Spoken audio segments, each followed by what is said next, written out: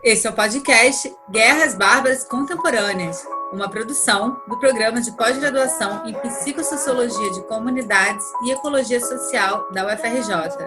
Eu sou a Aline Carvalho, prepara uma pipoca, senta e vem conversar com a gente.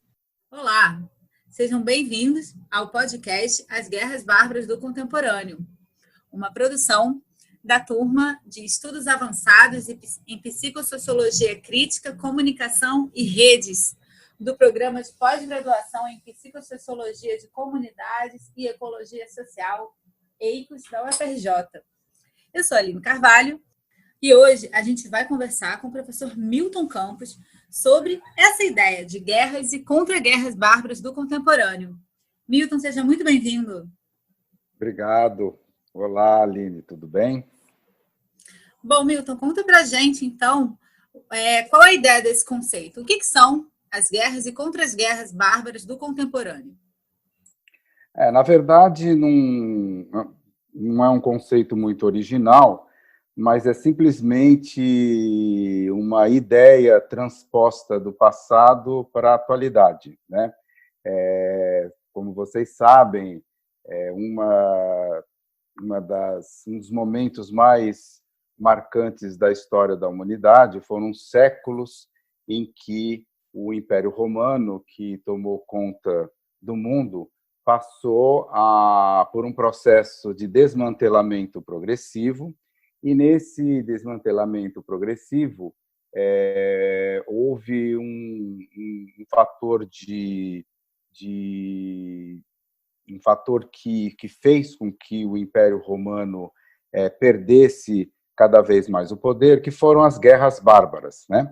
As guerras bárbaras foram vários movimentos de contestação, poderíamos dizer assim, mas que se constituíram enquanto batalhas, guerrilhas, várias formas de organização militar de grupos que eram dispersos no Império Romano, que estavam mais ou menos na periferia do Império, e que resolveram e passaram a atacar progressivamente o Império Romano. Foram 4 séculos, né? Não foram 2 ou 3 anos, mas foi ao longo desse tempo em que isso ocorreu. E a ideia de trazer essa questão diz respeito ao problema do outro, que nós vivemos hoje de uma maneira muito radicalizada, não só no Brasil, mas no mundo inteiro.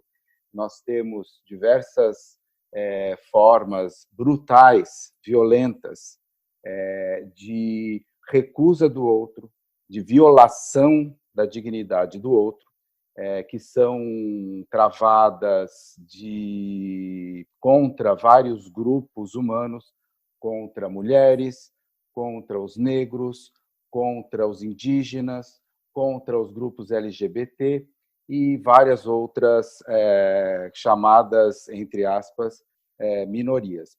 E a ideia de bárbaro, em grego, bárbaro quer dizer aquele que não fala grego, aquele que não é, portanto, civilizado, não é? Então, os romanos, naquela época, eles chamaram aqueles que os atacaram de povos bárbaros, né? Povos bárbaros que se insurgiam contra a civilização. O curioso é que os bárbaros que invadiram os romanos acabaram por se apossar do seu império e se transformar eles mesmos em civilizações. Então, nós temos aí um paradoxo, né? Que você tem a civilização contra a barbárie, mas aí os bárbaros se tornam civilização e agem contra novos bárbaros, outros contra quem eles passaram a guerrear ao longo dos séculos até os dias de hoje. Os povos bárbaros que tomaram conta do Império Romano, muitos deles são parte das civilizações anglo-saxãs que hoje dominam o mundo. Então, a ideia de trazer essa noção de guerras bárbaras para o contemporâneo, por isso que eu falo das guerras bárbaras e as contra-guerras do contemporâneo, é de compreender a civilização ocidental não como um modelo de ética, de glória, de poder e de dignidade, mas bem o contrário, não é?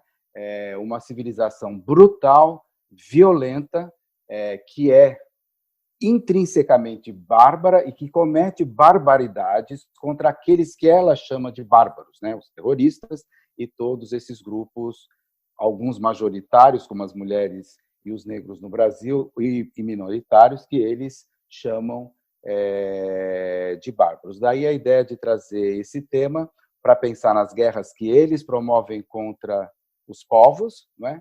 E as contra-guerras possíveis que esses povos podem organizar, no sentido de resistir, no sentido de argumentar na prática as violências que eles impõem a esses grupos. Muito interessante, muito legal fazer esse resgate histórico. E aí eu te pergunto, Milton, onde a gente encontraria essas guerras e contra as guerras do dia de hoje? Aonde você identifica essa complexidade no tempo atual? Olha, eu acho que o ponto central o campo central da guerra são as próprias ações do sistema capitalista, né? Na sua organização intrínseca, que é e aí para falar em termos marxistas mesmo, né? Na organização do sistema de produção econômica, nas mãos de certas classes que detêm a propriedade dos meios de produção, e aqui a gente não fala mais de produção como no século XVIII ou XIX, mas a gente fala aqui da propriedade dos meios de produção digital, né? Dos meios de produção das tecnologias todas que permeiam a vida das pessoas. As tecnologias não estão só nas redes sociais, na internet que a gente usa para se comunicar, mas elas estão em todas as formas de entretenimento que são oferecidas às populações, estão nas operações econômicas pelos bancos, nas relações de trabalho, nas planilhas, nos pagamentos, enfim, a violência do capital, ela penetra em toda a sociedade, e eu chamo a essas várias violências do capital de guerras bárbaras digitais que são específicas. Nós temos dentro da área da educação uma guerra digital permanente, né? Nós temos dentro da área da cultura uma guerra digital que é movida principalmente pelos governos de extrema direita. Nós temos uma guerra digital política, não é? Que é instrumentalizada pela maneira como certos grupos políticos se apropriam de empresas que usam algoritmos para influenciar o comportamento coletivo das pessoas. Nós temos uma guerra que eu acho que é uma das mais dramáticas dos tempos de hoje, que é uma guerra ecológica, não é? A destruição da natureza, a mercantilização do lixo, não é? Nós temos um mundo que é permeado de guerras. O curioso do problema da guerra eu tenho até pensado muito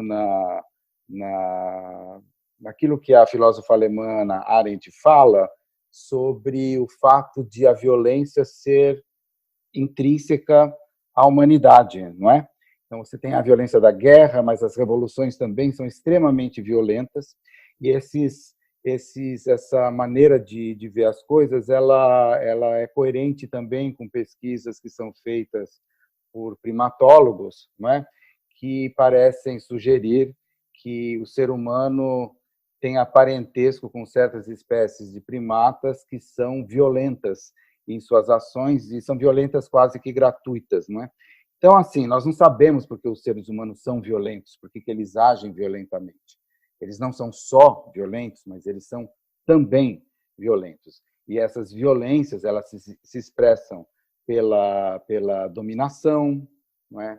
Pelo saque, pela perversão, pela violação, não é? Simbólica, material e dos corpos. Então, eu vejo como guerras bárbaras do contemporâneo todas essas, que na verdade é uma guerra só, mas são várias facetas de uma guerra do capital contra a maioria da humanidade, né? Em que você se depara com várias situações em que você sucumbe, se deixa colonizar e reproduz o sistema, ou você tenta resistir, né? Resistir não é fácil, mas talvez seja a única forma de se manter vivo. Caramba, é verdade, né? Tempos complexos e desafiadores que a gente está vivendo. E, Milton, encaminhando um pouco para o fim da nossa conversa, que sugestão, que conselho, que dica, que provocação você deixaria para todos nós que precisamos ir à guerra? Como a gente lida com essa guerra bárbara do nosso contemporâneo? Então, a minha grande dúvida sempre foi: temos que ir à guerra, né? Eu sempre fui um espírito pacifista, né? Mas, assim, eu fico me perguntando até que ponto a paz pode ser uma contra-guerra bárbara, né? O Mahatma Gandhi ele já mostrou que essas formas de contra-guerra são possíveis, mas eu acredito que não sejam as únicas e que nós temos que resistir. Eu acho que agora assim, vai resistir a quê, né? Em que circunstâncias? Eu acredito que o desconforto, né? O sentimento de humilhação, de violação da sua identidade, essas são as questões que têm de ser os agentes mobilizadores das resistências, né? Eu acho que talvez a palavra contra-guerra não seja apropriada e talvez nem a palavra revolução seja apropriada, até porque as revoluções, em geral, são muito caóticas e acabam terminando na reprodução do mesmo, mas eu acredito que nós tenhamos que criar novas formas de guerrilhas simbólicas, né? De guerrilhas digitais, porque não há outra maneira hoje de tentar segurar, pelo menos, a violência do capital que não por esse caminho. Eu não sei se há saída para um mundo não capitalista, não é? Os sonhos da esquerda estão aí circulando há cerca de 2 séculos e, por enquanto, nem a China, que é o grande país comunista do mundo, deixa de ser capitalista. Então, eu realmente não tenho a solução do problema, mas eu acredito que todos os seres humanos, por uma questão de dignidade, pelo menos aqueles que veem as violências e as violações e que as sentem, essas pessoas não podem se calar. Muito bem, então, está dado o recado do professor Milton Campos. Milton, foi um prazer ter você com a gente aqui. Você quer trazer alguma consideração final e se despedir do seu público? Não, eu quero agradecer você por essa entrevista simpática aí e acho bacana esses movimentos midiáticos que esse podcast representa, porque é sempre um grãozinho de areia aí nas discussões que se passam pelas redes. Muito obrigado, Aline. Obrigada a você. Lembrando que esse podcast é uma estratégia também de contra-guerra à pandemia, uma vez que a UFRJ está funcionando em modo à distância e a gente está aqui se virando com a nossa criatividade para fazer desse processo de ensino-aprendizagem algo um pouquinho mais divertido e compartilhado. Então, esperamos que vocês tenham gostado. E se você quer se preparar para as guerras bárbaras do contemporâneo, continua com a gente, que o próximo episódio a gente vai falar um pouco mais sobre isso. Um abraço e até a próxima. Esse é o podcast Guerras Bárbaras Contemporâneas, uma produção do Programa de Pós-Graduação em Psicossociologia de Comunidades e Ecologia Social, EICOS, da Universidade Federal do Rio de Janeiro.